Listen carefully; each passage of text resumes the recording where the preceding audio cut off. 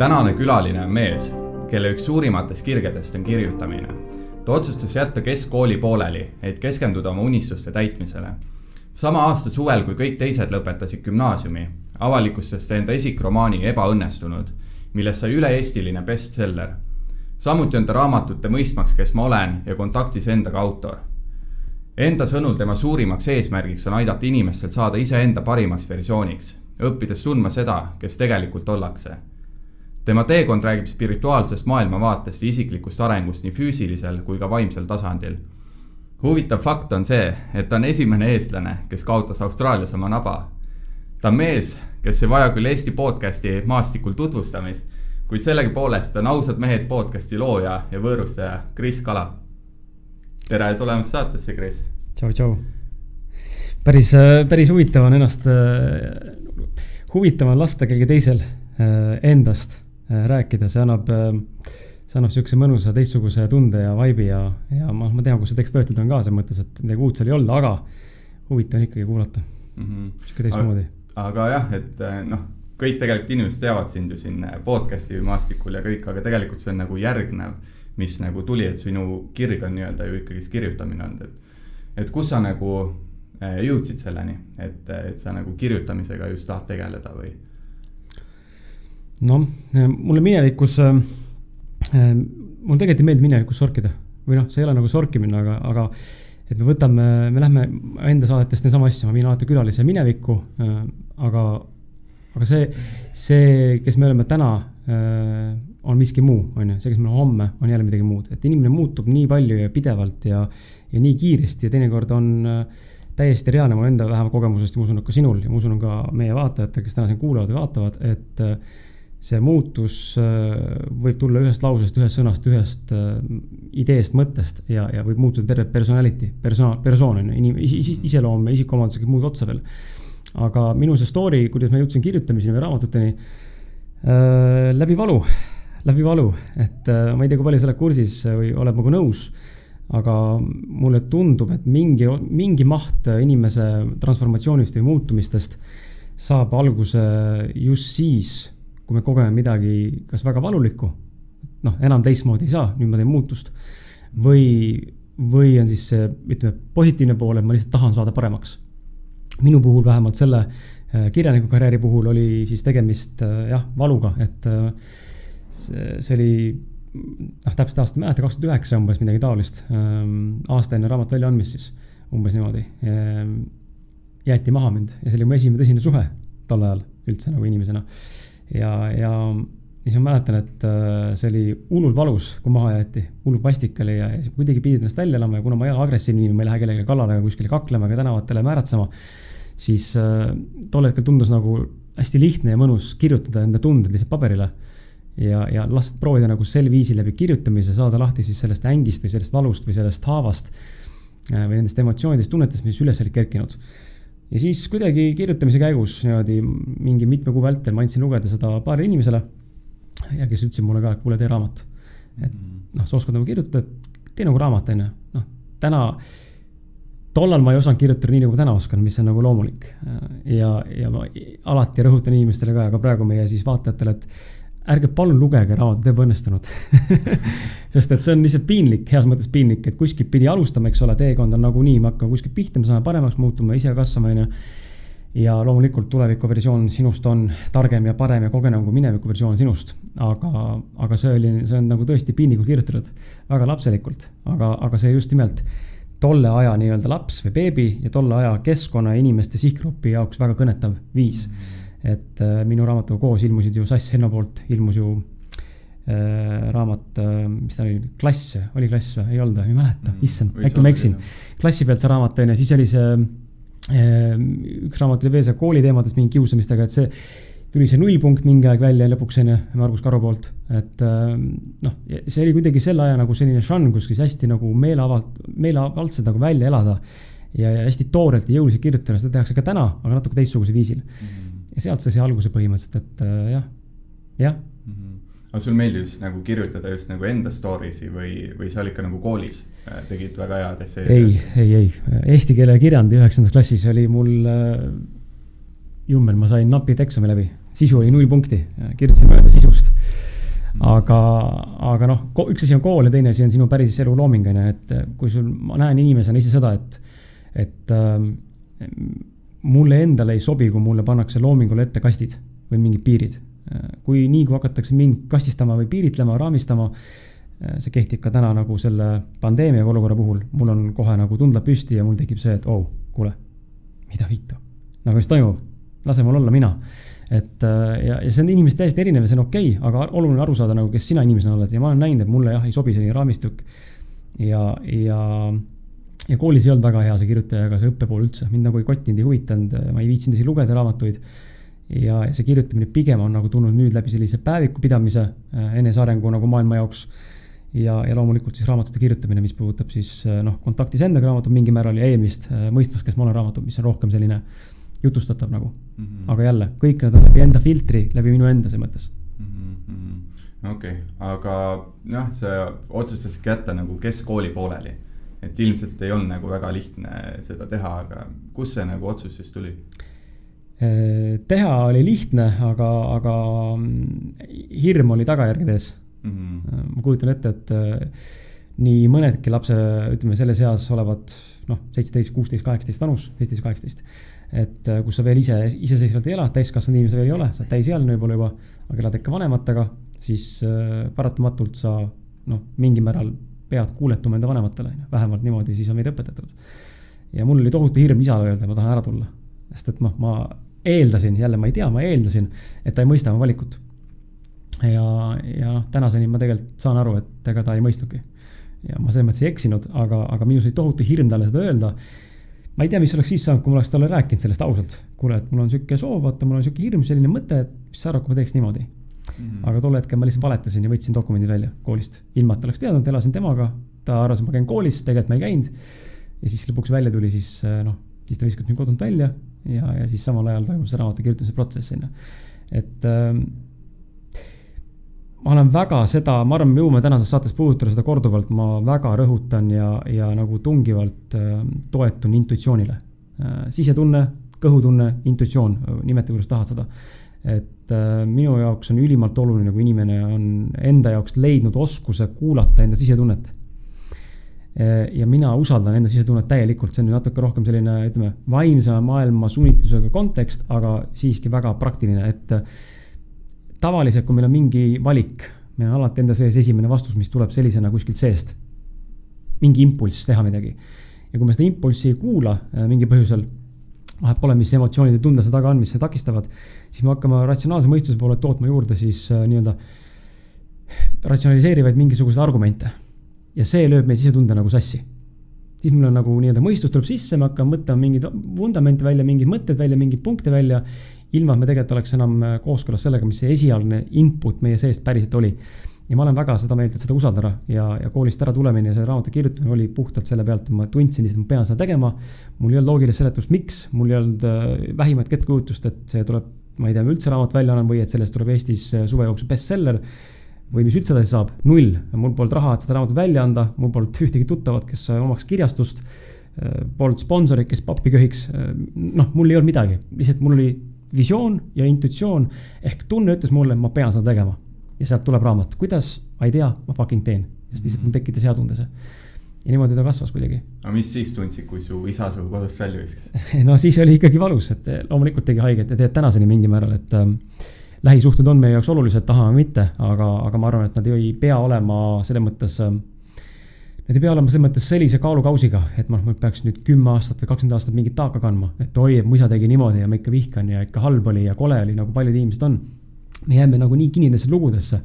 Me ketrame aastakümneid, eks ole, ja oleme kinni mingisuguses mineviku ja emotsioonilise kogemuses, aga ma ise näen, et vaatamata sellele, et tol hetkel valus oli, siis täna on see suures laastus lahendatud. Küll mitte lõpuni, minu isa ja vaheline teema, eks ole, aga väga palju on tehtud tööd sellega, et ma suudaksin aktsepteerida seda, mis ta tegi ja aktsepteerida seda, et ma olengi teistsugune ja ta ei pea mind mõistma ja ma ei pea teda mõistma, see on okei. Et see aktsepteerimine on nagu ülioluline võti, vahe pole mis suhetes või elu etapis, mulle vähemalt tundub, et me tihtipeale tahame ennast õigustada ja teistpidi ka nagu teisi süüdistada. alati tahame nagu kuidagi, et inimene saaks meist aru või me tahame mingi põhjusel midagi põhjendada. Ma täna saan aru sellest, et sellel ei ole vahet, sest et lõpuks taandub kõik sellele, kas ise suudad rahu teha sellega. Kas sina aktsepteerid seda? Noh, me võime öelda, ma aktsepteerin sind või teist inimest, eks ole, ja reaalsus on see, et meis käib mingi trigger mingi hetk, siis järelikult tegelikult ei ole seal ikkagi totaalset aktsepteerimust. Et teemast mitte liiga kõrvale minna, siis jah, et oli keeruline, oli raske, aga see oli nagu hädavajalik kogemus, et jõuda siia, kus ma täna olen, sest ma olen väga nagu seda meelt, et elu on meil lihtsalt üks suur mõnus süke kronoloogiline ja ma ei tea, järjestikuline etapp ühest teemast teise, et me saaksime liikuda enda nagu selle nii-öelda õige eesmärgini. Ja, nagu Steve Jobs ütles ka tegelikult, et sa saad ainult neid punkte ühendada siis, kui sa vaatad tagasi. Just, sest et ega olevikus ju sa ei näe, ma võin siin, mis iganes täna võib juhtuda, ma mõtlen selle peale, et fuck, et kui pekkis nüüd olukord on, sest et ma ei suuda näha hetke olukorras alati seda, millised on erinevad stsenaariumid, kuidas mingi asi minuni võib jõuda. Ja me jääme kinni mingisse kindlasse ütleme raamistikku või endale ette manatud visuaali või visiooni, et täpselt nii peab see juhtuma ja siis me raiume seda nagu kirve vastu seina või pea vastu seina veriseks lüües ennast nui neljaks pean saama, ilma me tegelikult mõistaksime, et kuule, aga saab ka täismoodi, et noh, see on lihtsalt nii nagu inimloomus nagu nii psühholoogiliselt tavaline asi, aga just nimelt see oskus aru saada, et me näeme alles hiljem teinekord, miks mingi asi oli hea. Noh, mõni võib öelda selle kohta, et aga see on ainult siis tagantjärgi vaadates õigustamine, et sa tahad endale öelda, et noh, kõik on hästi, eks ole. Et tegelikult ei olnud, aga sa müüd endale idee maha, et umbes lohutad ennast. Noh, see võib ka nii olla, aga suures pildis ma näen, et minu puhul see tagant, nagu ise ütlesid ka, see minevikust või tulevikust tagasi mineviku vaatamine, see annab selle introspekti sulle sellise nagu zoom auditud pildi, et okei, see samm oli vajalik selleks ja kohtuksin selle inimesega. See kohtumine oli oluline selle jaoks, see podcast täna siin on mingi asja jaoks oluline. Miks mina täna võin oma mõistusega siin mõelda, ma näen kahte varianti, miks? Need ei pruugi juhtuda. See võib mingi muud üldse olla. Aga see ei pruugi üldse midagi olla. Kõik kaardid on alati laual. Et ma arvan, et see elu on piisavalt nagu dünaamiline, et ei saa teha nagu nii mustvalgelt võtta lihtsalt. Vähem mulle tundub. Ja kui sa nüüd tagasi vaatad, kas siis Austraalia minek, sa läksid ju Austraaliasse ka, et kas see on seotud kuidagi sellega, et sind visati kodust välja või kui pikk see vahe oli? Ei, see vahe ei olnud nüüd nagu väga meeletu. Ma täpselt ei kujuta ette, ma pakun jämedalt aasta 1,5 võib-olla. Sest ma mingi läksin ikka tagasi koju. Paps kutsus tagasi, hakkas ilmselt kahju. Aga siis ma ikkagi käisin tööl, aga see Austraaliasse minek oli puhtalt selle pealt, et ma olen alati tahtnud saada sellist, mulle meeldib reisida, kellele meeldiks. Aga mulle meeldib süke nagu ekspeditsioonid, lähed ja rändad, lähed ja toimetad. Ma ei ole küll mingi ekstremist, et mägedesse ma ilmselt üksinda ei läheks üldse ette kuskil niimoodi, kuskil pika reisil, mul see nagu ei tõmba. Aga just see, et maailma tahaks näha ja näha nagu seda ehedat elu, seda asja nagu sees poolt. Ja Austraaliast oli üks väga lihtne viis tollal, on ka tänaseni, et üks paljudest, mida nagu teha noore inimesena, kui elu on veel lahti ja midagi kindlat ei ole, et näha maailma, teha tööd, teenida raha ja nagu lihtsalt kogeda, sest et mina näen oma elus jälle seda asja, et Austraalia võib-olla hea näide ka selle koha pealt, et kui palju tegelikult sa õpid, kui sa oled nagu kuskil sellises olukorras, mis on sulle võõras ehiteks ja teises riigis, kus sul ei ole valikut, sa maandud uute kohta ja sul ei ole valikut mitte toime tulla. Sa oled seal sina või siis sinu sõbrad või siis elukaaslane, kellega läheb koos näiteks ja te peate fucking kuidagi hakkama saama. Ei ole nii, mul polnud rahaga tagasi minna, kui ma siin läksin. Ma läksin nagu nii väikeste summadega, mul ei olnud isegi tagasisõidu pileti raha ühele inimesele. Et sul tuleb hakkama saada ja siis hakkad hoopis teissugusel nii-öelda nagu lainel tööle ja leiad need lahendused, alati leiad need lahendused. Aga mis sa Austraaliasse minnes lootsid ja mis sa tegelikult said seal? Jah, see on, alati on iga asjaga niimoodi, et ma arvan, ka sul täna selle saatega on mingid ootused või mingid ootused olid või on eelnevalt olnud mingid ootused ja meie kuulajate vaatajatel on kindlasti oma mingite teemadega mingid ootused, mida me ootame millegi või kellelgi ja kui neid täitu, siis paratamatult võib tekkida pettumus.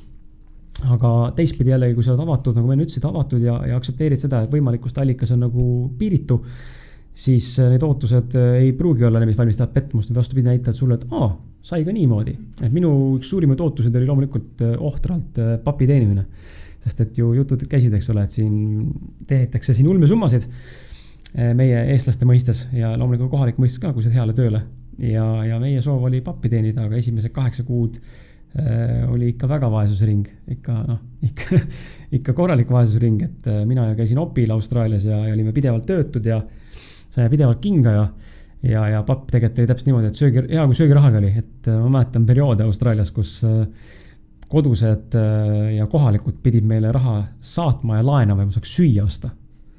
Ja saad naisega koos enne, et nagu ja tööd ei ole ja saad võõras riigis. Et tegelikult tagantjärgi mõeldud praegu on naljakas, aga ma mäletan, et see oli ikka päris sööv ja naine ikka nuttis mul korduvalt ja ma isegi ilmselt nutsin mingi hetk, sest et see oli ikka raske vaimselt. Ja siis tekkiski küsimus alati, et see tekib alati seal kohad, et teistpidi tahaks nagu maailma süüdistada, kõik teised ümberringi on süüdi, eks ole, ja teistpidi paneb ta alati endasse vaatama, vähem minu puhul paneb endasse vaatama, et äkki ma olen nagu sitakott või äkki minul on midagi viga või siis vastupidi, et mida ma saaks teha, et see olukord ei korduks, sest mul on mingi muster. Uus töökinga, aga tagantjärele ma olen ka aru saanud, et seal olid jälle need raamistikud. Ja mulle ei sobi, kui mind surutakse, ma kui lasta olla nii, nagu mina sooviksin töötada piltlikult öeldes, jah, mingid juhtmed olid nii okeid, see on arusaadav, aga kui on jube liiga suur nagu selline ütleme ahistamine, siis mul nagu jookseb täitsa lukku ja ma tunnen, ma on ori. Ma ei saa, siuke vastik. Mässa ja hingega, et tahad teha isegi. Jah, ma olen nagu siuke hästi vaba hing, ma tahan teha asju omamoodi ja kui mingi nägemus on, kuidas teistmoodi teha, siis ma tahaks, ma oleks võimalus nagu kaasa rääkida või seda presenteerida. Ja ma ei saa, ma ei tule väga toime asjadega, kui neid surutakse peale, et mulle see üldse ei meeldi. Ja see raha teenimise ootus oli suur, sellega ma pettusin, eks ole, aga samal ajal ma mäletan väga selgelt, siin me tuleme tagasi nagu korra selle juurde, et kui oluline on see lahti laskmine, et mäletan, ma olin 8 kuud umbes Austraalias olnud, me olime viimased rahad oli alles, otsisime siis juba sellist tööstaaži või võimalust, kus sa töötad söögi ja elamise eest. Palka ei saa, sa saad toitu ja elamist. Pakuti selliseid lahendusi. Ja nimetatakse woofinguks, woofing Austraalias, siis lähed teed tööd toidu ja elamise eest ja pappi ei saa. No nagu charity pindikud, aga see oli viimane, ei näinud teist võimalust enam, kuskil ei saanud kohaliku, kuskil ei võetas mingi backpacker, kes sa oled? Ja farmid kõik juba hõivatud kinni ja väga pekkis olukord. Ja siis viimaste rahadega sõitsime, siis tankisime täis ja viimaste rahadega pildikud sõitsime ühte farmi, mis oli ka tegelikult jalki farm, vaid see oli mingi invaliidist härrasmees, kes kasvatas oma mingit taimi endast autorehvide sees, mis on ära täietud mullaga ja mingi elu reveneb, täis peldik kuskil urkas, kesk nagu Austraalia osas. Ja pidime traileris hakkama elama, mis oli nagu lihtsalt räpane mädane, see on täitsa hulle, absurdne variant. Ja siis sel samal päeval öeldi, poole töö pealt öeldi mulle siis selle mehe poolt, et kuule Kris, et sorry, aga ma pean teid lahti laskma ka siit. Et ma näen, et sa ei saa teha tööd, nagu ma soovin, et sul on see songa operatsioon olnud, et sa liiga ettevaatlik oled, et mul on vaja kiiremini teha asju. Ja siis me istusime seal õhtusöögi laupäeval ja mõtlesime, et nagu täitsa perses. Ja nüüd ma surengi ära. Minu mõte, nagu ma aktsepteerisin mingi osa minust aktsepteeris seda varianti, et ma surengi siin Austraalias vist ära. Nagu, et ma lõpetan kuskil tänaval, parm lihtsalt. Et see ei ole reaalne, mul ei ole raha lihtsalt. Ja ma saan kinga kohas, kus mulle pakuti mitte raha, vaid toitu ja elamist. Et kui madalale veel saab kukkuda. Ja sel samal hetkel ma mäletan, naisega otsustasime, et saab, mis saab, pohhui. Lihtsalt nii on. Siis on nii, okei, alistume, lepime sellega, et nii on, ma ei viitsi enam võidelda. Läksime samal õhtul, siis vaatasime just huvi pärast töökuulutusi ja leidsime ühe kiivifarmi meist mingi 100 kilt eemal. Meil oli täpselt bensiinirahad sinna jõuda ja siis saime selle töö ja seal olime kuni Austraalia lõpuni. Saime kõik enda rahad, mida me otsisime. Saime enda majad, autod, hea elu, Austraaliat nautida, reisida ja kõik see reis läks tegelikult niimoodi nagu otsejoones ülesse. Et siuke mõnus esimesed 8 kuud korralik põnaperiood, kõik täiesti totaalselt, nii perse kui üldse minna saab. ja siis järsku lihtsalt sel hetkel, kus sa suudad nagu lahti lasta, et fuck it, I quit, piltlikult öeldes, elu, võta mul viimast, siis ma enam ei jõua. Siis lihtsalt niimoodi, lihtsalt sekundi pealt muutus ja tuli võimalus ja hakkas nagu minema paremaks kogu aeg, bum, kui lõpuni välja. Aga milles see songa operatsioon nagu tuli, mis vigastus see on, ma tegelikult ei tea? Song on raskete asjade tõstmisest, kui tõstab valesti. Mõnel inimesel on soodumus, mõnel ei ole, näiteks kui sa teed jõutõmmet jõusaalis, sa teed valesti. Mitte teed siis nagu piltlikult, mitte siis läbi jalgade, vaid puhtalt seljaga, eks ole, või ainult ülakehaga, siis on soodumus saada songa. Sa tõstad siis midagi siin soolestikus, kuskilt läheb nagu paigast ära. Ja mul mango kassi tõstmises juhtus see, kassid ei ole raske, 30 kilo võib olla, aga nagu päev otsa niimoodi rekka peale panna kogu aeg, saab maha tõsta jälle ja kõrgele veel tõsta, siis valesti tegidki ja üldse ei mõelnud ja oligi järgmisel päeval ikka õules valusad, mõtlesin, et lihtsalt nagu valusad trennist, et pole ammu teinud ka füüsiline töö ikkagi. Ja siis juba hakkas seal hingamine läks raskeks ja naba läks paista, hakkas ennast välja ajama, tuli mäda ja oli ühesõnaga kõht lahti ja lõpuks läksin haiglasse, oligi. Öeldi seal ka, et härra, et jõudsite viimase hetkel. Et ma ei tea, ma oleks ära surnud, aga öeldi mulle, et you made it in the last minute, et lucky you. Ja siis lõigati naba ära, kuna nabas olid surnud rakud, see hakkas vohama edasi juba, eluohtlikus muutus asi. Ja siis tõmmati kinni nii-öelda pildikuldes kõht. Täna nagu muidugi ei saa aru, mul arm oleks, kui keegi vaatab, siis tundub, et nagu naba, eks ole. Aga ta on lohk. Et ja arm on, see mõttes, et aga ei. Okei, ja tööandja vastutas siis selle, läks nii-öelda tööõnnetus alla? Ei läinud. See ei läinud. Sest Austraalias on ju väga kallis. Ja seal ei läinud, aga mul õnneks oli kindlustus olemas ja see korvas. Et see op oli mingi üle 10 tonni eurides. Mul õnneks oli see. Ma ei tea, mis oleks saanud, kui poleks olnud seda. Ma ei kujuta ette. Jaa. Aga mis nagu kõige olulisem asi on, mis sa sealt Austraalias kaasa võtsid? Ma arvan, et ongi see usaldamine ja lahti laskmine. Et see nüüd siin aastatega nagu mingil määral minka nagu kannud, et me ei pea alati teadma, kuidas miski meieni jõuab, et teinekord need asjad, mis tahab meieni jõuda või mingi viisil, et ma ei tea, sul on mingi eesmärk podcastiga, tahab kuskil jõuda, tahab mingi diili saada, siis ajad hullult taga mingit inimest, keda saatesse kutsuda näiteks ja kuidagi ei saa kätte, telefoni ei vasta, meilile ei vasta, assistent ka ütleb sulle, käi kuradile, mis iganes veel ja siis lihtsalt mõtled, okei, fuck that shit, hea küll. Ju siis ei ole vaja täna, lepime sellega, lähme edasi oma eluga, unustad ära täiesti ja mingi hetk avastad, et aga ta mul järjekorras, minu ees, toidub järjekorras. Ja siis lähed küsid, ütleb sulle, kuule jah, cool, davai, tule muidugi. Et nagu me mitte kunagi ei tea, kuidas mingi asi meieni jõuab ja Austraalia õpetas hästi palju sellist usaldamist ja kohanemist uute olukordadega. Et just nimelt see kohanemisoskus ja lahti laskmine, et see, kuidas on täna, ei tähenda, et on järgmised 10 aastat. Seda ma kordan täna endale siiamaani. Ja kui mul on vahepeal elus raske mingis etappides just nagu näiteks rahaga seotud, mingi suur muster mul, või mingi muu valdkonnaga, siis ma nagu tugevalt alati rõhutan, tuletan meelde, et see, kuidas on täna, ei tähenda, et on järgmised 10 aastat. Sest meile tundub täna siit asju vaadates, kui on probleem käes, on see ahastuseni, süda puperdab ja vererõhk on rõrge ja paanika on ja näpud sügelevad ja kõik asjad alt tõmbleb ja kui oled nurka surutud, siis meil alati tundub, me näeme, see vaade läheb nagu nii kitsaks meil siin mõistuses, et me ei näe nagu mitte midagi väljapoole seda, mis on nagu siin meeter korda meeter meie kastist, mis tundub kõik kohe maailma lõpp. Et kui see nagu maha võtta, saad aru, et okei, praegu nii, ma ei tea lahendust, aga ma usun, et see lahendus on olemas. Ma teen endast parima, mis ma täna teha saan, ma usaldan, et kõik, mis tahab tulla, peab mulle tulema. See on mingi määral selle mõttes süke hea trikk, kuidas ennast maha rahustada ja võib-olla justkui nagu siluda seda, et asi on nagu väga fucked up, et ma lohutan ennast, aga teistpidi, mis ma näen, see sisestus, et kõik saab korda ja kõik, mis tuleb mulle, on mõeldud minu kõige kõrgemaks hüvanguks, annab mulle selle usalduse, et ma saan usaldada seda, mida elu tahab mulle pakkuda. Kõige parem näide, mis ma saan sulle siia kõrvale tuua, on seesama 2021 aasta suvi, kui ma panin ausalt meie podcasti pausile, tegin avaliku postituse, et teate, nüüd on kõik, panen pausile, ma olen omadega läbi põlenud, tunnen, ma ei taha jätkata enam sellise viisil ja pean puhkama. Kauaks ma ei tea, sügisel tulen võib-olla ja võib-olla ei tule ka.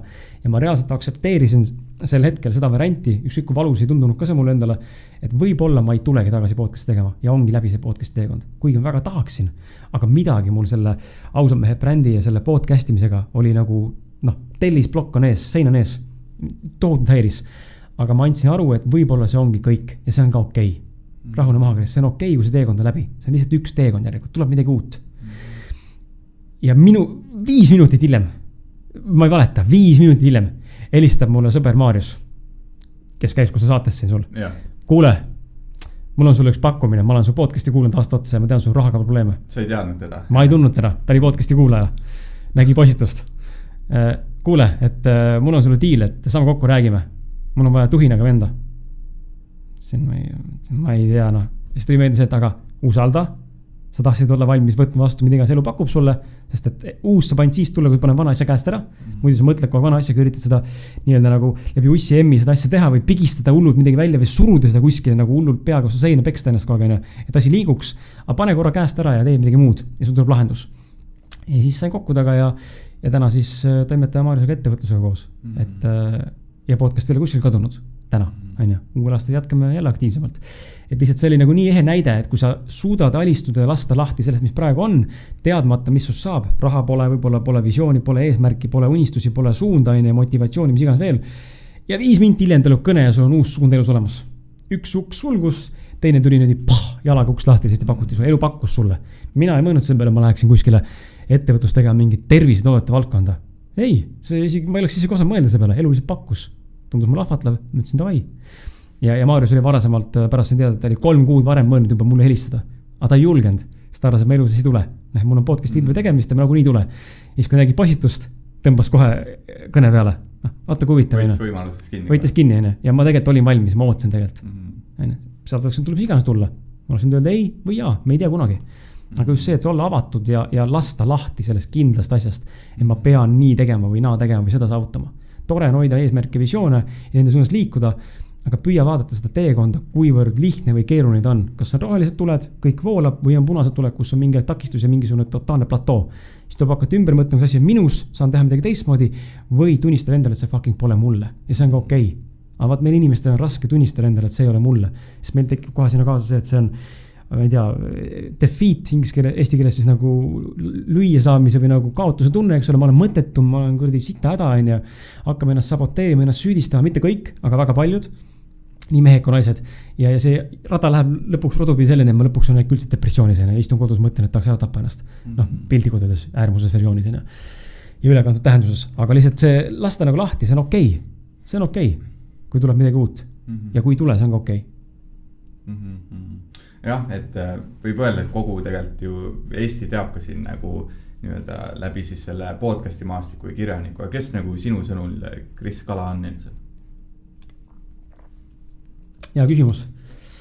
Ma ei tea, kas ma ise ei tunne, et mind kõik teaksid, selles mõttes ma niimoodi ennast nagu ei tituleeriks, sest et ma ei ole ju otseselt Eesti jutumärkides kuulsusena, et ja üldse ei ole kuulus inimene, et neid teavad, kes on raamat lugenud ja kes podcastidena kuulavad, loomulikult podcast ausad mehed viimase 4 aastaga on, või 3,5 aastaga on kõvasti tekitanud seda reputatsiooni ja nii-öelda nagu seda awarenessi, et raamatuga kindlasti oli see reach palju väiksem. Ja nüüd ka mingi aeg tegime siis Palja Porgandiga seda Polarcasti episoodi või podcastit, sealt kindlasti ka omakorda jälle see asi läks nagu laiemaks, eks ole. Aga kes ma ise täna olen, ma tunnen üha rohkem iga aastaga, et neid silte ei tahaks üldse. Podcaster või kirjanik või kes iganes veel, et ma olen lihtsalt inimene, ma olen lihtsalt mees, härra, kellele meeldib mõelda sügavaid asju. Elus alati meeldinud sügavus, juba lapsest saati otsin igas asjas sügavust, seda tiipi, sügavaid vestluseid, sügavaid filme, sügavat muusikat, lüürikat, sõnu, mõtteid, kosmos, universum, väga huvitav sügavus, filosoofia, psühholoogia. Ja täna ma lihtsalt, minu väljundiks on podcast lihtsalt, ma teen lihtsalt podcasti, aga ma ei defineeri ennast nagu podcasterina, et sest et ma ei pruugi seda teha lõpuni, seega ma ei saa ennast defineerida sellega. See on siis täna, mida ma teen, võib-olla aasta pärast on mul midagi muud, Kris teeb seda väljundina, oma loomingu ja oma olemuse eksistentsiaalse nende väljendusena. Et ma lihtsalt näen ennast inimesena, kellele meeldib sügavus ja meeldib ennast väljendada sügavalt, niimoodi, et inimesed aru saavad, et sügavus on okei. Ja ei pea kartma seda, et tõsine ei pea kartma tõsiselt elu nagu nii-öelda või nagu tõsine olla kuidagi, et me ei tea, ma kuidagi tajun, et siuke sügavuse teema on rohkem minu teema. Aga mis sa nagu arvad, pigem oled sa nagu introvert või ekstravert, et see sügavus on nagu hästi siuke introvertlik nagu tundub, et ma tean, ma ise olen väga, väga suur introvert. Aga millest see väljendub sinu puhul? No ma arvan ongi see, et ma olen nagu hästi kaalutlev ja ma mõtlen ja ma usun, et ma olen nagu üpris hea kuulaja, aga samas nagu võib-olla ma näen nagu hästi raskelt ennast väljendada nagu sõnadega, et siuke nagu hästi mõtlik aga samas ma nagu mõtlen sügavuti asju läbi, et nagu ma arvan, et see on nagu üks suur nagu introvertsus tunnus. Ma olen seda kuulnud küll jah, et see on üks nendest tunnustust. Ma ise ennast defineeriksin võib-olla ekstravertse introverdina, ehk siis ma olen terve enda elu arvanud, võib-olla viimased 5 aastat mitte, aga mingi hetk toimus siis nihe, kus ma hakkasin aru saama rohkem, et aga ütleme, suur osa oma elust ma olen arvanud, et ma olen hullult ekstravertne, see lõvitähku just klassikloun, kelle meeldib teha nalja, eks ole, olla see tähelepanu keskpunktis, mis mulle meeldibki mingis mahus. aga see on kuidagi minu kaasas käinud ja nüüd alles hiljuti olen hakanud märkama, et tegelikult mulle ei meeldi. Ja ma tegelikult tahaks olla lihtsalt üksinda metsas vait. Ma ei tahaks mitte kellegagi rääkida, ma ei tahaks, et inimesed üldse midagi mulle kirjutaks heas mõttes, mitte halvaga. Loomulikult kirjutatakse, ma vastan, eks ole, aga ma eelistaksin olla lihtsalt niimoodi, et keegi ei tüüta mind. Saaks oma asja teha, pere, naise ja lapsega olla koos täna ja lihtsalt ajada oma asja ja olla võib-olla mõne üksiku sõbraga, kelle on kokku puutunud. Tegelikult tänase elu ongi selline, et kui mul, ma siin teengi nalja, et kui mul täna tööasju ei oleks, mis siin vahepeal sisse jooksevad, siis ma ei tea, kas mu telefon nädalas korraga heliseks. Võimalik, et ei heliseks. Mul ei ole nagu see mõttes, mul on üksikud sõbrad, keda me näeme siis, kui on põhjust, mõnda rohkem, mõnda vähem, aga niimoodi, et keegi helistab mulle, et jau, kuidas sul läheb, kuidas ei ole. Ma ei käi väljas kuskil, ma ei taha seltskonnas olla, ma ei viitsi ajada pinnapealset juttu, mulle ei meeldi see small talk, üldse ei viitsi, mind ei huvita, ma ei taha. See ei ole üldse halvaga, vaid ma näen, et see olen mina, ma ei hakka enda valetama, see on ülioluline, ma näen nagu üldse inimeste puhul ka, et hästi oluline aru saada, kes sina oled. Ei ole mõtet hakata endale valetama või ennast pressida mingisse konteksti, kus sa tegelikult tunned, et see ei ole sina. Sest et by end of the day või lõppude lõpuks oluline minu jaoks vähemalt on see, ma oleksin rahul selle elu, mis ma täna elan ja sellisena, kes ma isiksusel olen. Nagu minus on mingid käärid, kui pean minema kuskile mingit seltskond tegema hea näo pähe selleks, et olla viisakas. See tekitab minus halva tunde, sest ma ei taha olla seal viisakas, mitte ma tahaks ebaviisakas olla, aga ma ei näe nagu vajadust selle viisakuse mängimiseks. Mulle meeldib mängud. Et kui ma olen kohal, ma võin vait ka olla ja ma naudin seltskonda, see tähendab mul halvast tujus olla, lihtsalt ma ei taha rääkida kaasa, sest mul ei midagi öelda. Ma stopin sinna mingit tühja sõnu juurde, et ma olen nagu väga selle mõttes ekstravert, introvert, et ma oskan olla seltskonnas ja ma võin esineda ja mul ei ole mingit hirme ja ma oskan ennast väljendada piisavalt okeilt ja arusaadavalt ja kõik on kihvt, tipp-top, aga sisimas ma tegelikult tahaks rahu ja vaikust. Ja täna on see nagu kätte jõudnud ka. Ja, kõlab nagu mina kusjuures. Aga sa oled öelnud, et sa oled hästi süke eneseteadlik inimene. Kuidas eneseteadlikkus saavutada? Sellest peaks oi jah, mul ei ole sulle võrrandid anda ja mul ei ole kuulajatel anda nüüd seda, et tee nüüd niimoodi ja siis nüüd tee tiritamm ja siis loe see raamat ja nüüd on eneseteadlikkus käes. Et ma lihtsalt täna tungivalt näen, et see on nagu lõputu teekond. See on fucking lõputu teekond ja see on, vabandust, ma ropendan, aga see on fucking sügav enesurg. Ja ma tean, et kui ma seda ütlen, mida ma kohe ütlen, siis paljud inimesed tunnevad ennast puudutatuna, aga see on see, mida ma näen enda puhul varasemalt ja mida ma näen täna, kui ma vaatlen, mis toimub minu ümber, siis inimesed tahavad pealiskaudsust. Ükskõik kui valusalt see kõle ka, inimesed tahavad väga palju saada pealiskaudsust ja kui asi puudutab minna kuskile süviti, kas mingisse teemasse või mingisse valdkonda või mingisse asja, siis me väga tihti ei taha seda teha, see on ebamugav. See on ebamugav, sest et see vajab väga palju uut keskendumist. Ja eriti ebamugav on iseendasse vaadata. See on kõige valusam, sest see on valus, see on häbid, see on erinevad emotsioonid, see on erinevad tunded, see on erinevad triggerid, mis sul siis käivituvad. Aga see on kõige suurem ja kõige olulisem asi, üldse teha saada, on endasse vaatamine. See eneseteadlikkus saab tekkida ainult siis, kui sa oled endast teadlik. Ja seda see eneseteadlikkus tähendabki. Ma saan endast teadlikuks, mis tähendab, ma hakkan õppima, mis on mu isikuomadused, kes ma inimesena olen, mida ma eelistan, kellega ma tegelikult suhelda tahan, kus ma tegelikult aega tahan viita, millega mulle tegeleda meeldib, kas see, mida ma tegelikult täna oma elus püüan nii-öelda unistuse mõttes pursuing, ehk siis nagu järgin, eks ole, või mille poole püüdlen, kas see on päriselt minu unistus või see on mu naise poolt mulle peale surutud, on see mu mehe poolt mulle peale surutud, on see mu laste jaoks vajalik või tahame hoopis mu vanemad seda must saada seda. Ja need asju on veel, mis mõjutavad meie eneseteadlikkust ja meie kogu seda komplekti, mida me nimetame siis nagu enda indiviidiks. Ja see on nagu tohutu teekond, ma arvan, et see on minu jaoks kestnud 15 aastat kindlasti, kui mitte rohkem, kus ma nagu tohutult teinud tööd iseendaga. Ja nüüd see võib-olla mõni küsib, et mis on töö iseendaga? See ongi nende emotsioonide, nende triggerite, nende erinevate asjadega läbi töötamine. Ma toon see ühe näite, neid näiteid on palju, ma toon ühe näite, et inimene saaks kontekstist aru, mida mõtlen töö iseendaga ja kuidas see eneseteadlikkus tuleb ja kuidas selleni jõuda. Ma olin ühel koosolekul, kus oli osaluste jagamine. Ja ettevõtte osaluste jagamine. 3 inimest, mina ja siis mu 2 partnerit ja üks 2 partnerist on siis üks inimene, keda ma ei tundnud, nägin esimest korda. Ta oli mu sõbrapalt kutsutud, ma olin nõus, et ta on meil 3. osanik, sest et ta teeb oma tööd ühe sees väga hästi. Nii, ja siis oli toimunud mingi arutelu seal ja siis üks kutt, siis võõras kutt, eks ole, pakkus välja osaluse protsendid. Kuna me ei osanud oma sõbraga pakkuda, esialgselt ütlesime, et meil ei ole, vaata, pole mõelnud, see pakkus välja lihtsalt idee, lihtsalt pakkus välja, on ju, olukord siuke, et käi välja. See ei olnud see, et võtame selle või mitte võtta, aga käis välja idee. Minus oli trigger, sest ta pakkus mulle endale võrdselt. On ju, minus oli kohe trigger sees, nagu, et what the fuck? Mis mõttes see vend saab minuga võrdselt? Mina olen idee autor ju, nagu mõttes ma olen 1/3 ma ettevõttest ära kellelegi, kes siis tuleb ühte asja tegema. Noh, esimene trigger. Ja siis järgmine trigger oli sellega seoses, et midagi ütles sa veel omavahel tuli välja jutt, et mu sõber ei olnud informeerinud teda, et ma olen ka tegelikult idee autor. Mitte et meelega oleks öelnud seda, vaid lihtsalt kuidagi rääkis mina vormis kui oma teise sõbraga kogu aeg ja mina ei räägi meiest, mina üritan alati meist rääkida. Aga mõnikord juhtub ka mina. Järgmine trigger on, oota, mis mõttes mu sõber räägib, et tema idee, et aga kus ma olen siis mõttetu vend või? Ja siis hakkas see jura kestma sees, et ma olen ikka täitsa mõttetu vend. Tema teeb ühte asja, tema teeb teist asja, ma peangi saama kõige vähem, sest ma ei oska tegelikult teha midagi ja pälvis lõpuks sellega, ma olin ülivihane enda sees. Ma olin vait olekse lauas. Ma ei teinud skandaali sellest, ma olin vait, neelasin alla, tohutu trigger käis, ma läks nagu nii närvi, mõtlesin, võtan kurdi noa ja relva ja lähen kallale. Läksin koju, hakkasin tööd tegema, hakkasin küsima enda, miks ma olen ärritunud? Miks see mind ärritas praegu? Miks see triggerdas mind? See, et ma ei ole idee autor. Noh, siis ma jõudsin selleni, et okei, võib-olla seal taga on see, et ma tahan saada enese kiitustunnustust. Minu idee, eks ole, ego boost. Nii, miks ma seda vaja on? Tähelepanu vajadus. Okei, võib-olla. Kust tuleb tähelepanu vajadus? Ja, noorena tahtsin kogu tähelepanu ringis olla, miks? Sest ma tundsin, et ma ei saanud isad piisavalt seda äkki siis. Okei, ja.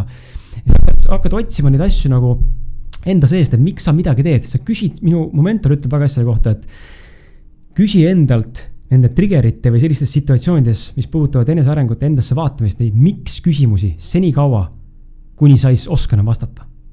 Või ei tule enam miks küsimust.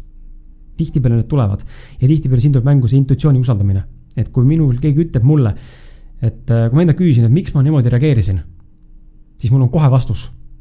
Ma ei tea, kas see on õige vale, aga mul on kohe tuleb midagi, ilma et ma peaks mõtlema hakkama, nagu, miks ma huvita niimoodi mõtlesin, või kohe impulss, ma ei ole piisavalt väärt. Ma ei väärtusta ennast. Okei, seda ma olen varem ka näinud. Tõesti, mul on enne see väärtustamise probleeme. Okei, väga cool. Ja siis hakkad aru saama, et okei, siin on mingid asjad, mingid mustrid, mis vajavad tegelikult lahendamist. Ja asi ei ole mitte see, mida ta ütles või teises inimeses, vaid minus endas käis trigger. Tema ei ole midagi valesti. Tema lihtsalt presenteeris ideed. Ta ei teadnud, ütles, et ma olen pundis, aga minus käis trigger. See on minu sees. Ja sellega tuleb tegeleda. Ja see on see valus koht. Sa pead endale hakkama tunnistama asju. Et võib-olla ma olengi. Ma ei väärtusta ennast. Kuradi valus, ma ei väärtusta ennast. Hakkas vastab tõele. Jaa, ma pole osanud raha küsida ennevalt ja me võtta raha vastu, kui pakutakse või me võtta kinke vastu, kui pakutakse või me võtta komplimente vastu. Okei, kuidas sellega tegeleda? Või et vastupidi, ma olen teinud vea, ma olen kellegi sitast öelnud. Ma pean vabandama. Ma saan aru, ma pean vabandama, aga ma ei taha, et see on nii vastik. Aga ma pean, sest ma saan aru, ma olen tegelikult käitunud valesti. Okei, jah. Need kohad, kus sa pead endale tunnistama, et sa oled teinud vea ja teinekord ka avalikult teise inimesele, on kõige valusamad ja vastikumad hetked. Aga need on kõige suurema enesearengu kaalutusega üldse. Ja need on läbimurde kohad, millesse inimesed pole nõus vaatama. Me alati tahan vaata, nagu ma ütlesin saate alguses, süüdistada, näpuga näidata kellegi teise poole. Tema tegi niimoodi mulle, sellest ma reaktseerisingi. Aga kus sa oled sina see võrrandis? Sa oleks võinud ka mitte reageerida. Et ma olen nagu väga seda meelt, et väline maailm on meie sisemaailma peegeldus. Ja väga jõuliselt. Me loome enda välise maailma puhtalt selle pealt, kuidas me ise seesmiselt sageduslikult ise oleme, ennast tunneme. Kui ma olen negatiivne, torssis ja vihane ja turtsun kogu aeg ja olen kibestunud, siis ilmselgelt maailm peab mulle seda vastu peegeldama igas olukorras. Kodus naisega naine näägutab, auto läheb katki lambist, ma ei tea, poemüüja annab vähem raha tagasi näiteks kogemata, eks ole, midagi kukub maha, kaotan ära, sest ma olen ise nii madalas sageduses oma inimesena. Ma otsin kinnitust. Me otsime inimestena, see on psühholoogiline aspekt, me otsime inimestena kogu aeg kinnitust sellel, mis meelus täna relevantne on. Sest me tahame, me oleksime samas situatsioonis. Ja lähme jälle tagasi jutuga omakorda põrgatame sinna, kus ees jutt, et me ei taha näha neid võimalikkuseid. Me oleme kinni mingis kindlas stsenaariumis ja nüüd me otsime kinnitust, et jah, see on ka ainuke viis, aga ma ei oska ju. Tahaks teha ettevõtlust, aga mul pole raha. Oot ongi nii, see raha puudumine ongi fucking probleem. Persse mul pole raha. Noh, samal ei mõtle selle peale, et aga võib-olla on mõni investor, kes otsib ideed näiteks enne. Sul ei peagi raha olema selleks. Tema pole ideed, tema on raha. Sul pole raha, sul on idee. Pan kokku üksteist, pan selle kokku. Et mida ma tahangi öelda on see, et enda sisse see vaatamine. Ja see ei ole nagu selline asi, niimoodi päevaga, vaid see on konstantne pidev töö. Ja teinekord on vaja ka kõrvalist abi. Nagu siin saate väliselt rääkisime, siis kas teraapiad, eks ole, ma ei tea, mingi coachi sessioonid, keegi oskab sind lahti häkkida ja muukida kõrvad vaadatuna. sest me ennast ei näe kõrvalt teinekord väga hästi. Aga mida rohkem me praktiseerime seda endasse vaatamist, endaga tegelemist, nende mustrite tunnistamist, läbinägemist, nende küsimuste küsimist, seda rohkem me hakkame ennast kõrvalt nägema. Ja seal tekib nagu parem arusaamine, et okei, järgmine kord tabad ennast kohe ära. Trigger käis selle pärast. See ei ole relevantne ju. Keegi pole süüdi, lähme edasi. Ma tegelen pärast kodus sellega edasi. Kõik on okei. Jah, kõlab väga nagu eneseteadlikult, aga samas nagu meil on ju 10 000 mõtteid päevas kogu aeg ja teeme nagu 10 000 otsuseid, mõtteid on veel rohkem isegi.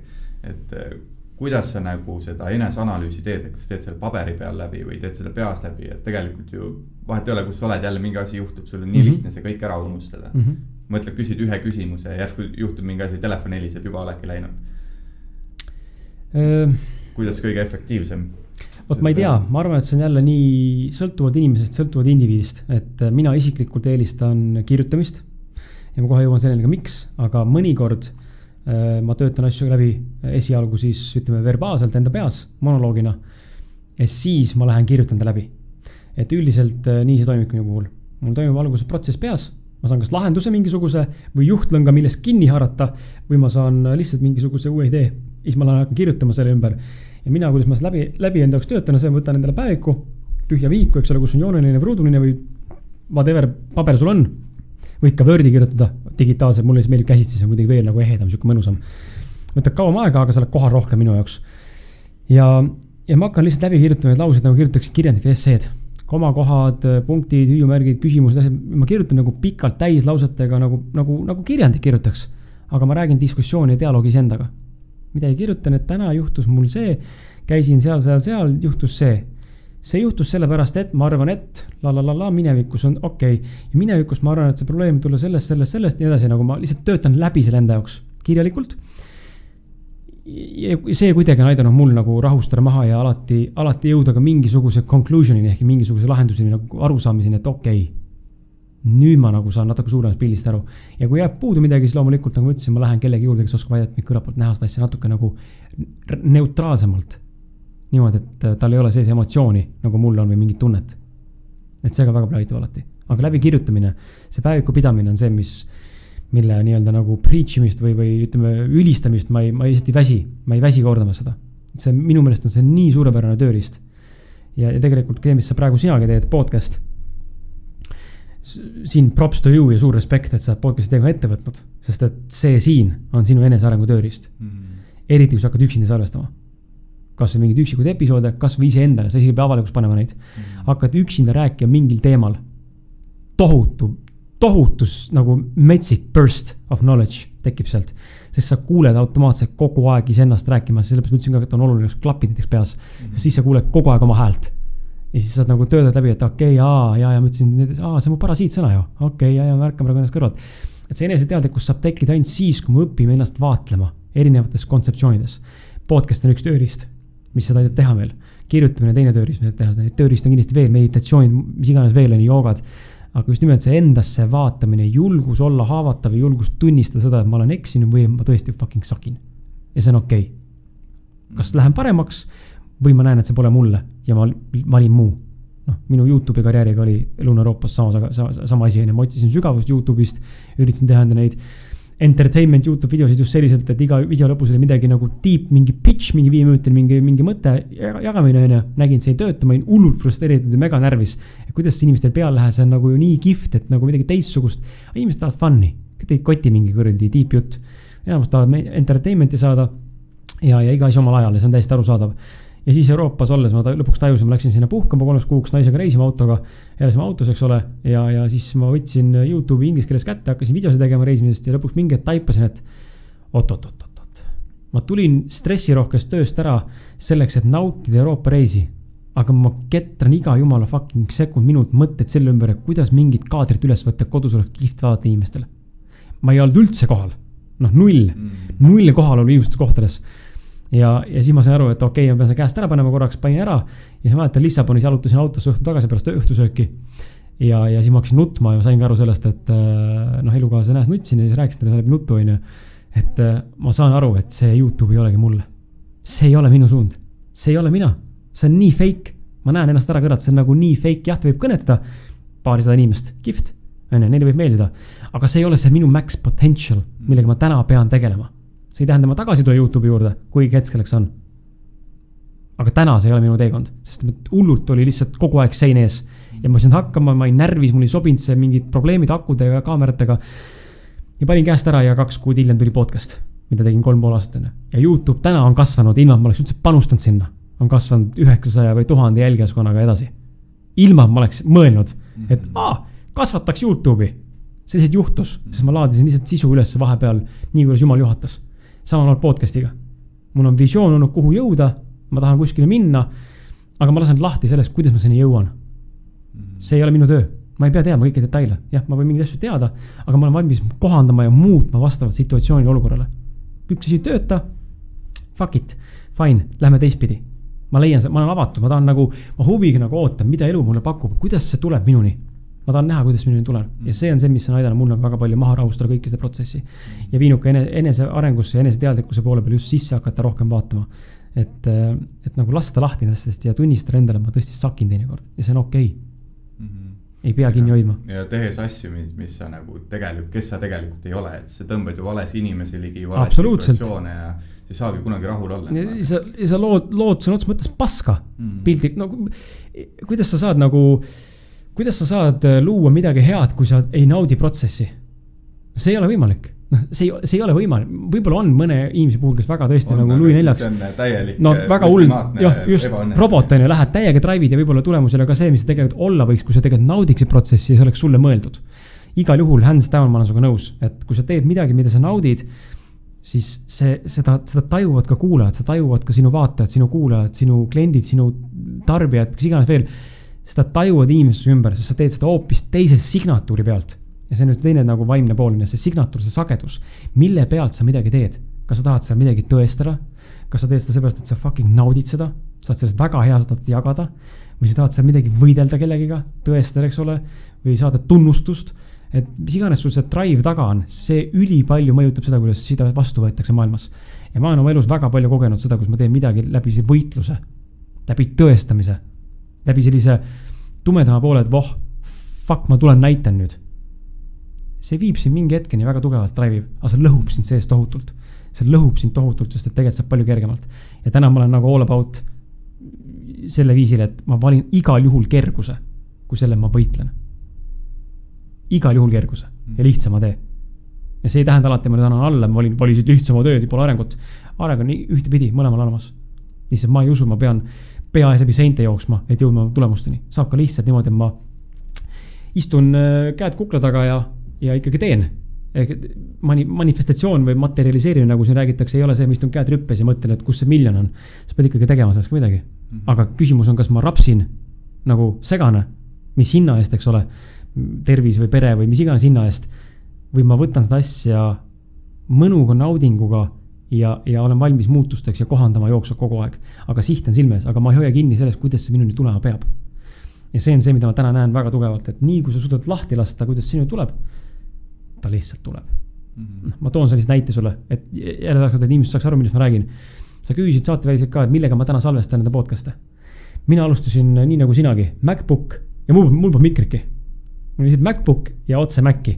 Siis mingi aeg tuli mikker jõudu üks USB, siis mingi aeg tuli mulle lõpuks väiksem sükke nagu helikaart ja 2 mikrofoni. Ja siis ma mõtlesin üks hetk, et okei, ma tahaks saada nagu suuremat väljundit, 4 mikri, 4 klapi ja kõige muuga ja professionaalselt minna, aga see maksab. Ma ostan järgmine aasta selle, pidin 2021 aasta ostma selle, eelmine aasta mõtlesin selle peale. Ehk siis 2020 aasta mõtlesin selle peale, 2021 pidin ostma. Ja otsustasin, ma ostan ära selle, kõik on okei, siis kui raha on. Ja siis 2020 aasta jõuludel lähen saadet salvestama Kaarel Kuigiga, kes käis sul ka saates. Lähen sinna salvestama. Ja siis sõber on ettevõtte omanik on sealgi ruumis salvestasime, kes on seal ja ütleb mulle, kuule, et pane kaamera käima. Ma anname telefon siia, pane kaamera käima, et Facebooki live. Siis ma ei sisse, et okei. Ja lähen sisse, laual on suur kast pakitud ja sees on tehnika. Sõbrad panid kokku rahad, 15-20 inimest ja kinkisid mulle tehnika, mida ma olin mõelnud ostnud järgmisel kuul või järgmisel aastal.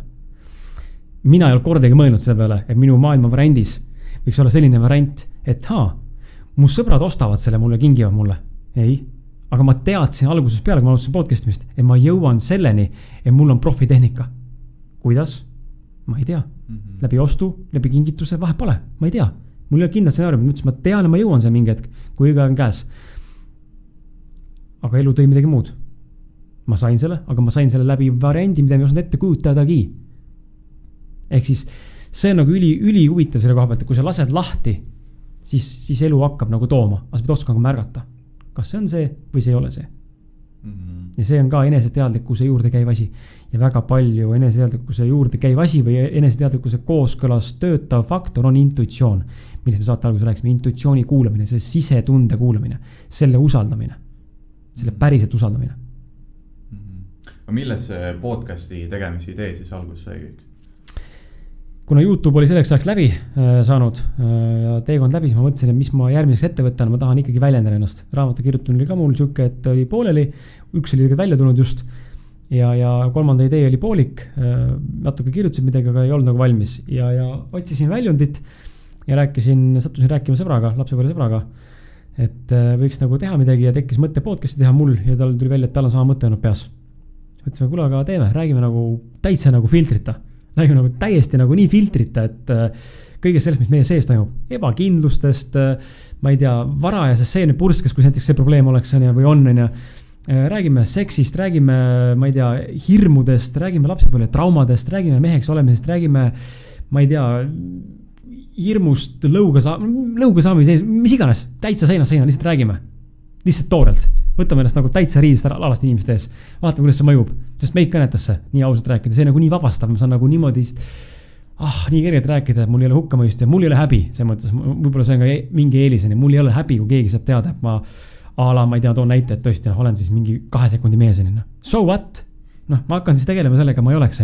Mul ei ole nagu seda häbi kohta. Ja ma olen üldse seda meelt, et kõik teemad, mis elus on siin, kas need on mingid seksid või mingisugused muud teemad, pole olemas tabu teemasid.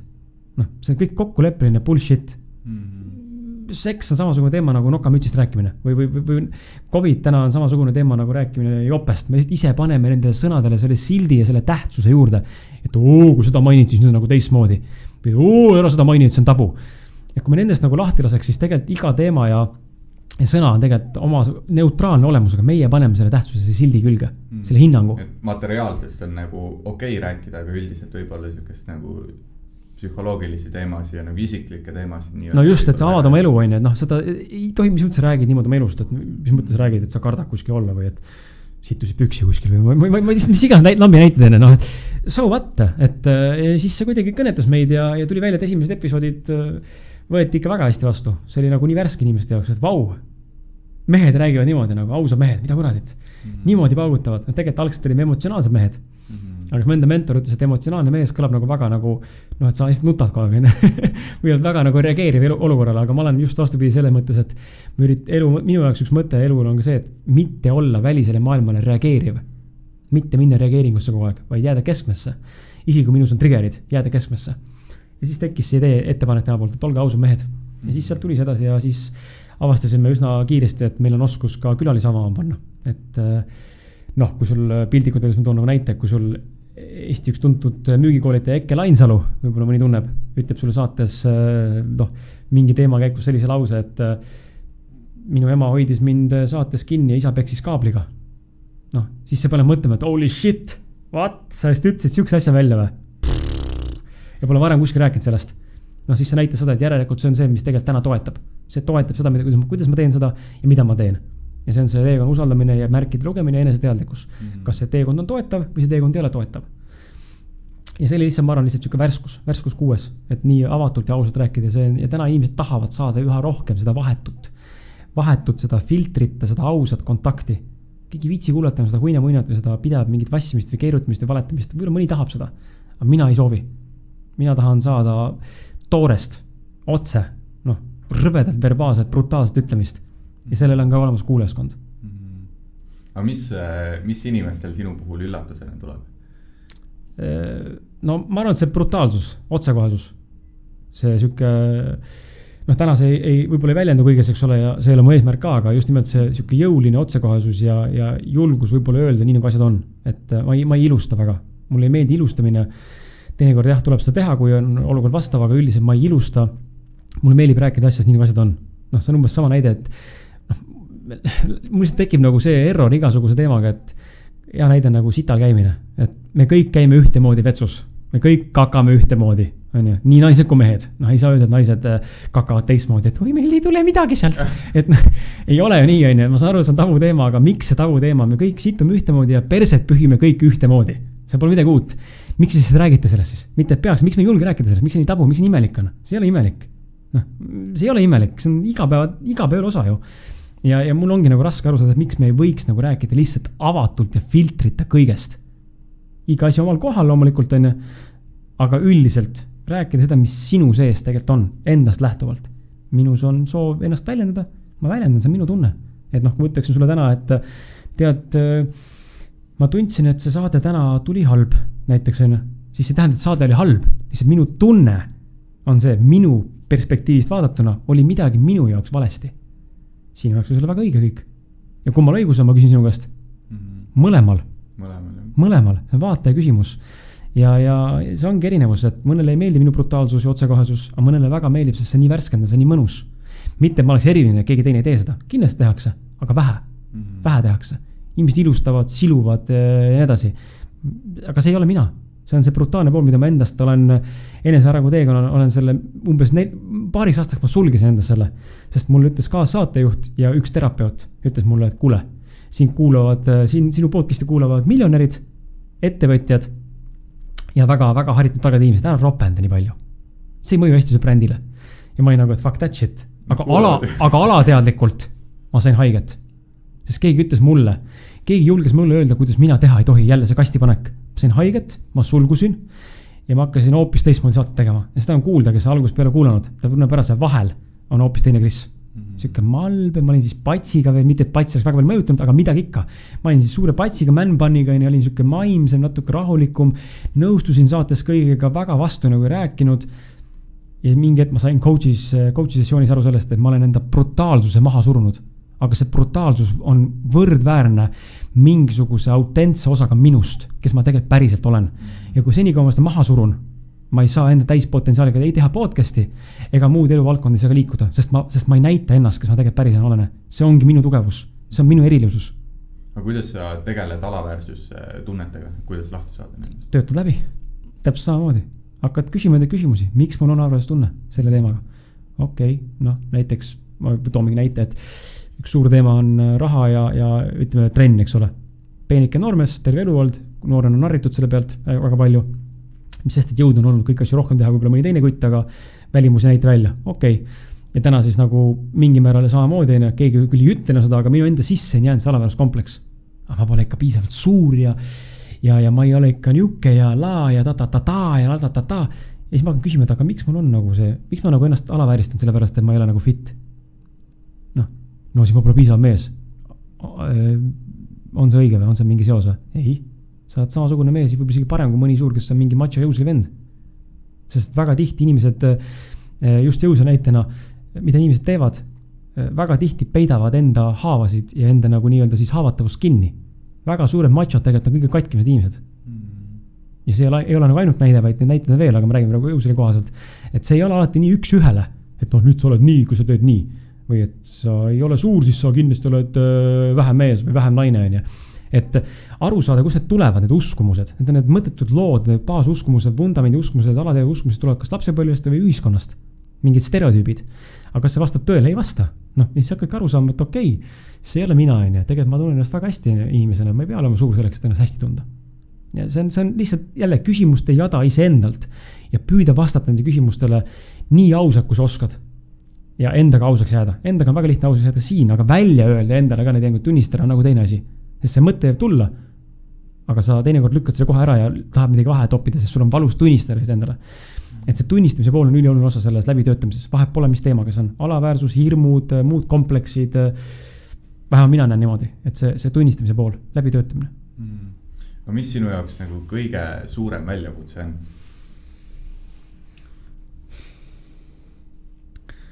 Tänaseni kõige suurem väljakutse on rahaga seotud. Et see on kestnud mul arvan mingi 15 aastat niimoodi teadlikult, kui ma mõtlen selle peale. Ja ma olen nagu teadlikult teinud ise otsuseid mingeid ämbreid ja alateadlik asju ka, mida ma kogemata teen, mis põhjustavad raha ära kadumist või kukkumist, eks ole.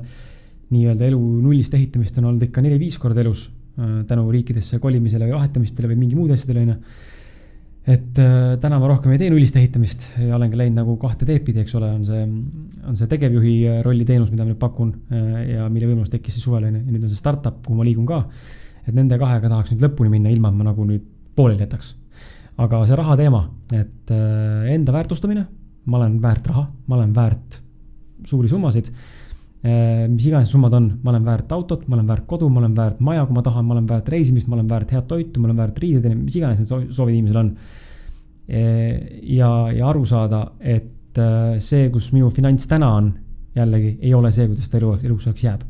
Usaldamine, jälle see usaldamise küsimus, usaldamine, et see on okei, et täna on selline olukord, nagu ta on, see läheb paremaks ja aru saada, et see ei ole nagu jäädav ja see hirm on tegelikult täitsa absurdne, see on mõttetu hirm tegelikult raha ees. Mul on hirm alati selle ees, mis tookord ka selle näite kohaselt, kui me seal oma sõprade istusime osaluse jagamise ettevõttuse nagu näite puhul laua taga, siis minus oli tohutu hirm ja ma jään ilma. FOMO, isegi mitte FOMO, vaid see nagu hirm ja ma jään ilma sellest rahast, mis potentsiaalse taga on. Jälle käivitus sama hirm rahaga seonduvalt. Ja mul ei ole appi, ma tahan kraapida kokku, mul ei ole vaata. Et see julgus ära anda ja panna ringlusesse ja aru saada, et see tuleb siis, kui tuleb, et võib tulla ükskõik kohast, mis ei kujuta ette seda. Usaldada jälle, lähme tagasi jälle usalduse juurde. Usaldada seda outcome'i või seda nii-öelda tõenäosuste võimalikkust, kust see asi võib minuni jõuda. Ja mitte hoida kindlat asja kinni, et raha kindlasti tuleb nüüd ainult läbi podcasti tegemise, mida ma tegin väga pikka aega. Ja see hullult takistas mul raha tulemist, sest ma hoidsin lihtsalt niimoodi. Ainult seda, muid asju neid pakuti nagu enam-vähem pappiga poolt, ma olin nagu see, et fuck off, vaata, mul on siin podcast, papp tuleb siit. Ja siis sa närvisid tulein ja samal ajal vaata korraks kõrvale, opa, siin on mingi palgapakkumine, siin on mingi muu asi ja keegi tahab mu teenust, et sa ise tõukad eemale, sest sa oled nii nagu narrow-minded, et see on see oskus nagu lahti lasta ja vaadata laiemalt ja usaldada just nimelt elu ennast ja ise ennast loomulikult ka. Mis on kõige nagu tugevamaks omaduseks pead endal? Intuitsiooni. Seda ei saa küll omadusena otseselt võtta, sisetunnet kui sellist, aga ütleme, sellele väga sarnane on enesekindlus. Et ma olen väga enesekindel inimene ja mind ei pane nagu naljalt kõikuma. Et kui ma olen võtnud mingisuguse eesmärgi või minus käib ära see intuitiivne nagu klikk, et mul käib ära arusaamine, ma näen midagi enne, kui ma tegema hakanud, et see on olemas. See juhtub. Minus tekib nagu nägemus, siuke visuaal, laubas ise küljele ja minus tuleb nagu selline, kus ma ütlen, sama kindel teadmine, kui ma tean, et siin pudelis on vesi. Mul ei ole kahtluski, et siin ei ole vesi, ma just jõin ju. Et see on nagu sama kindel teadmine, et nii, startup idee, ma tean, et see on kõik, see on teadmine. Nüüd tuleb minna. Podcast ausad mehed. See on teadmine, et see tuleb väga kaua podcast. Ja lihtsalt lähen. Et see enesekindlus asjade ettevõtmises ja see läheb kokku intuitsiooniga. Usaldada ennast, enda intuitsiooni. Kahtlemata. Aga mis nõu sa annaksid inimestele, kes oma teed tahavad elus leida? Usaldada ennast. Ei väsi seda kordamas, sest et see on nii oluline asi, ma näen ümberringi ise ka ja ennast ka teinekord, kuidas ma lasen ennast ära rääkida mingites olukordades või mõnel sõbral, kelle ma olen tõstnud enda jaoks pjedestaalile mingi põhjus alateadlikult, ta on must nagu targem ja teeb rohkem. Ja ma lasen enda nagu mingit esimest mõtet või sisetunnet või enesekindlust nagu hävitada sellepärast, et tal on mingi enda arvamus. Ja ma võtan seda väga nagu tõsiselt. Jääda endale kindlaks, kui sul on mingi kindel visioon, sul on mingi tunnetus, sa pead niimoodi tegema või et see asi peaks niimoodi toimima. Proovi. Usalda ja proovi. Ega sa ei saagi enne teada. Kui sa 10 korrast 7 korral paned täppi ja läks hästi, siis sa võid järgmine kord endale öelda, et näed, minu mõte on see ja ma teen täpselt niimoodi ja ma usaldan ennast, sest elu näidanud, et see töötab. Ja mina olen oma elu peal näinud, et nii kui ma usaldan intuitsiooni, see on lihtsalt roheliste tulede lippude laviin. Mis igas ma ette võtan? Seni kaua, kuni tekib sisse mingi kahtlus. Siis tulevad kollased lipud või üldse punased lipud. Ja nii kui ma hakkan kellegi teise arvamust enda sisse laskma ja kohe nagu enda arvamust kõrvale lükkama, lasen ennast ära rääkida või lasen ennast ise endale ära rääkida, nii ma saan lihtsalt vastu näppe, vastu perset, sest ma ei usalda ennast. Ehk siis enda usaldamine ja elu usaldamine, elu ei ole nagu mingi müstiline usaldan mingit elu kedagi väljaspoolt, vaid usaldame just nagu seda, et mis iganes tuleb, ongi mulle mõeldud ja püüda näha oma järgmist sammu ja tänast sammu ka kronoloogilise sammuna enda teekonnas. see ei pea seda, et sa usud nüüd saatusesse, ma ei ole nagu väga saatuse usku ja kõik on nagu ette määratud, aga ma usun, et punktist A, punktist Z liikumine ette määratud sinu jaoks.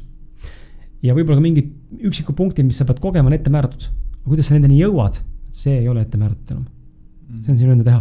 Et kui sa tahad jõuda, et kui elu on mõelnud sulle, et sa jõuaksid näiteks aastaga miljonäriks või 10 aastaga miljonäriks piltlikult öeldes, see on sinu tee, kuidas sa valid selle. Kas sa valid selle, et aastaga kõik õigesti teed, valid vahepealse, vahepeal läheb sassi ja jõuad 4 aastaga või lähed totaalselt fucked up olukorda ja jõuad 10 aastaga, aga jõuad ikka sinna. See usaldamine ja mitte alla andmine. No, ja teine osa on see, et oskus näidata keskmist sõrme. No, fuck you lihtsalt. Kui sul ei sobi, mida ma teen, ära jälgi. Sa ei pea jälgi mind.